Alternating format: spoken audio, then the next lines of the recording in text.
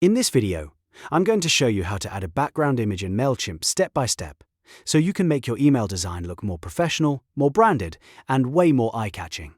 If you send newsletters, promotions, or announcements, this is a simple change that can instantly improve the look of your campaign without needing any advanced design skills. And if this tutorial helps you out, make sure to hit that like button and subscribe for more easy software guides just like this one.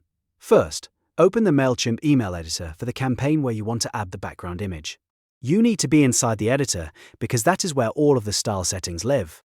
Once you're in the editor, look at the menu on the left side and click on Styles.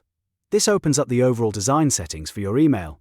Now, in the Styles panel, find the Background section and click on it. This is the part of Mailchimp that controls the background appearance of your email layout. After that, you'll see an option to add an image. Click on Drag and Drop or Select Image. If you already have your background image saved on your computer, choose the file from your device. Once you select the image, click Open. Mailchimp will then upload it and apply it automatically to your email background. One of the nice things about this feature is that you do not have to manually build the background from scratch. Mailchimp handles the placement for you, which makes the process quick and beginner-friendly. After the image is applied, you can fine-tune it to match the design you want. If the image is too large or doesn't fit the way you expected, you can adjust the image size.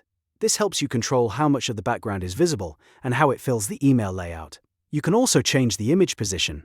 This is useful if you want the focal point of the image to sit in the center, move to the top, or align in a more specific way depending on your content.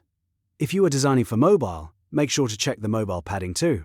This is really important because background images can look different on smaller screens, and proper padding helps your email stay clean and readable on phones and tablets. Take a moment to review the overall look of the email before saving. Make sure your text still stands out clearly against the background image, and make sure the design feels balanced and easy to read.